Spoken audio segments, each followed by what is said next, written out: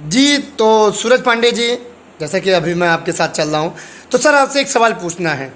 क्या आप पार्षद का चुनाव आने वाला है, तो इस बारे में आपने क्या विचार किया है?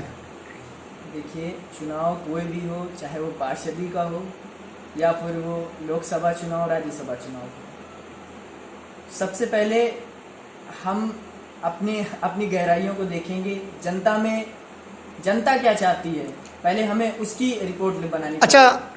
हमारे चाहने से नहीं कि हम चाह लें तो मैं विधायक बन जाऊं, बिल्कुल। है ना। लेकिन जैसा सरकार आपकी है, मतलब बीजेपी की है, लेकिन फिर भी सरकार आप आपकी नहीं है, हमारी है। आप देख रहे होंगे कि आजकल लोग महंगाई के ऊपर परेशान हैं।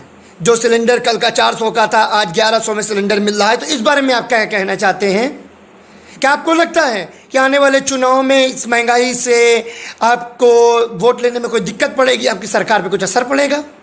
देखिए, जहाँ तक कि महंगाई का सवाल है, तो पिछली सरकारों में भी महंगाई आम इंसान ने झेली है।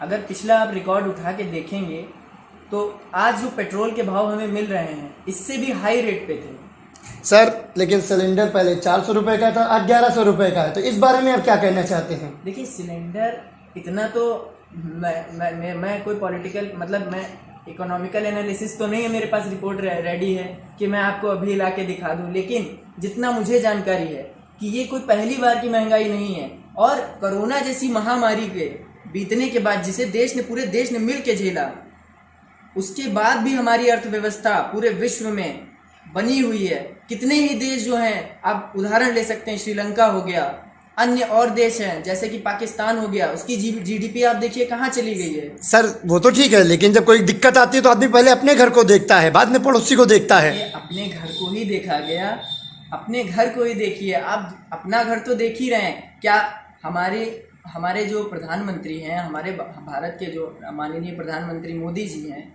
क्या उनके नेतृत्व में उनकी सरकार, हमारी भाजपा की सरकार, जो हमारी सरकार है, उसके नेतृत्व में क्या मुफ्त में राशन ये तो नहीं हुआ दिया कि आप महंगाई के नाम पे पल्ला झाड़ रहे हैं कि अब मेरे ऊपर तो कोई जिम्मेदारी नहीं, दूसरी सरकारें देखेंगी। नहीं। ये तो सर वही हुआ ना। नहीं। अच्छा सर, अब ये बताएं, आपने महंगाई के ऊपर तो पल्ला झाड़ लिया बहुत साफ तरीके से, नहीं, ऐसा लेकिन अब ये बताइए, आपकी सरकार ने नौकरियां कहाँ दी? आए थे तो वादा किया गया मैं हर साल 20 लाख लोगों को नौकरी दूंगा, कहाँ पे नौकरी दी गई? देखिए, रोजगार का जो सवाल आप हमसे कर रहे हैं, तो आप ये भी जान रहे होंगे कि हमारे देश में जनसंख्या का कितना बड़ा विस्फोट है। जनसंख्या एक बहुत ही बड़ा कारण है, जिसकी वजह से। तो सर, जनसंख्या नियंत्रण कानून क्यों नहीं ला रहे हैं आप लोग? सरकार आपकी है, सेंट्रल में आप बैठे हैं, स्टेट में आप बैठे हैं, हर जगह पे आपके, हर स्टेट में गवर्नमेंट है, आप क्यों नहीं ला रहे हैं जनसंख्या नियंत्रण कानून? देखिए महोदय, सरकार हमारी या आपकी हो जाने से हम जबरदस्ती कोई शासनादेश नहीं पारित कर सकते हैं। हमारे यशस्वी प्रधानमंत्री आदरणीय नरेंद्र मोदी जी एवं हमारे प्रदेश के जो मुख्यमंत्री हैं, परम पूजनीय योगी आदित्यनाथ जी के निर्देशानुसार हर घर तिरंगा, हर दिल तिरंगा। और जो भी, जहाँ पर भी जिस स्थिति में है, गरीब आदमी भी है या जिसके पास कम खर्चा है, कम कमाई कर रहा है, कम पैसे हैं, लेकिन वो कुछ भी करके, उसमें से कुछ पैसे करके वो अपने घर में, अपनी छतों पर, अपने प्रतिष्ठानों पर तिरंगे को लहरा रहा है, लगा रहा है, उसको नमन कर रहा है। इसका मतलब कहीं ना कहीं हमारा राष्ट्र एक हो रहा है। और जहाँ कहीं भी कुछ ऐसी बातें सुनने में आती थी कि हमारे जैसे कुछ लोग होते थे कि तिरंगे को लेके उनके अंदर कहीं ना कहीं बच्चों में, जैसे हमारे जो आने वाली युवा पीढ़ी है, हमारी जो आने वाली युवा पीढ़ी है, उसके अंदर भी हमें देशभक्ति जागृत करनी होगी, और वो हमें और आपके प्रयासों के थ्रू ही हो सकती है। तो आपने कहा घर घर तिरंगा आप कर रहे हैं, आपने कितनी जगहों पे तिरंगा वितरण किया, क्या आप बता सकते हैं इस बारे में? जैसा कि प्रतिदिन जब से हमारे प्रधानमंत्री जी एवं हमारे मुख्यमंत्री जी के आदेश एवं निर्देशानुसार हम लोगों ने हर घर तिरंगा, और जो भी हर दिल तिरंगा बनाना है, हमें हर दिल के अंदर, हर मन के अंदर तिरंगे के सम्मान को हमें बढ़ाना है और उसको आगे ले जाना था।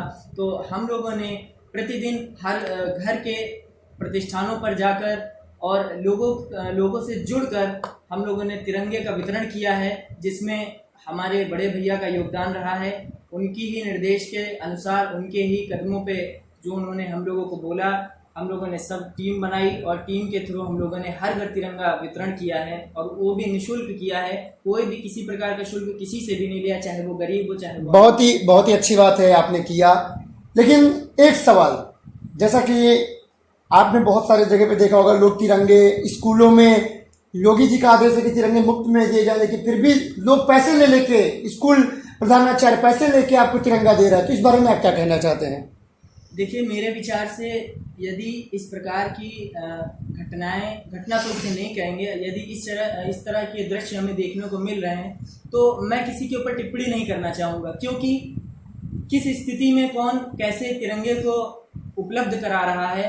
और अगर हमें मात्र कुछ रुपए खर्च करने से अगर हम अपने छत पर तिरंगे जैसा जिससे हमारा सम्मान है, हमारे देश का नाम है, एकता है, अखंडता है, अगर उसका प्रतीक हम लगा रहे हैं तो मुझे नहीं लगता है कि इसमें कोई परेशानी है। पर सरकार ने तो आदेश दिया है कि हर एक पार्षद विधायक अपने अपने क्षेत्रों में तिरंगा वितरण कराएंगे, तो क्या केवल सरकार का आदेश केवल आदेश ही है, उसको पूर्ण नहीं किया जाएगा? देखिए, हर जगह हर प्रकार के लोग होते हैं, अब किसी पे टिप्पणी करना मुझे उचित नहीं लगता है। लेकिन हमारे संगठन ने, हमारे राष्ट्रीय अध्यक्ष माननीय सुनील शुक्ला जी एवं हमारे जो भी पदाधिकारी हमारे अंतर्राष्ट्रीय हिंदू महासंघ के हैं, हम लोगों ने हमारे बड़े भैया माननीय राष्ट्रीय अध्यक्ष जी सुनील शुक्ला जी के दिशा निर्देशों पे निःशुल्क झंडे तिरंगे का वितरण घर घर जाकर किया है। हमारे जो भी पदाधिकारी हैं, जिस जिले में हैं, जिस प्रदेश में हैं, हर जगह हम लोगों ने निःशुल्क किया है। परंतु कहीं ना कहीं अगर इस तरह की बातें आ रही हैं सामने, तो ये कहीं ना कहीं थोड़ा सा दुखदायी है, लेकिन बहुत ही अच्छी बात आप हमारे बीच में आए। लेकिन जैसा आपने बोला, तिरंगा तो सभी का है, तिरंगा सभी का है, लेकिन कल आपने देखा होगा कि अमानवीय घटना होती है, क्योंकि एक ब्राह्मण या ठाकुर के यहाँ पर किसी एक शूद्र ने पानी पी लिया तो उस छात्र को मार दिया गया, उसके टीचर ने मारा। तो क्या आप लगता है कि हम अब भी आज़ाद हैं? क्योंकि मोदी जी जो बोलते हैं, आपका संगठन जो बोलता है कि हम लोग जात पात के सारे संबंधों को हटा के केवल एक हिंदुत्व की भावना होनी चाहिए, हमें कलावे का मान रखना है, जो आपके राष्ट्रीय अध्यक्ष जी जो बोलते हैं, बहुत ही अच्छी बात है कि हम कलावे का सम्मान करें। लेकिन आप जो ये देश में अमानवीय घटना हुई, उस संबंध में आप क्या कहना चाहते हैं?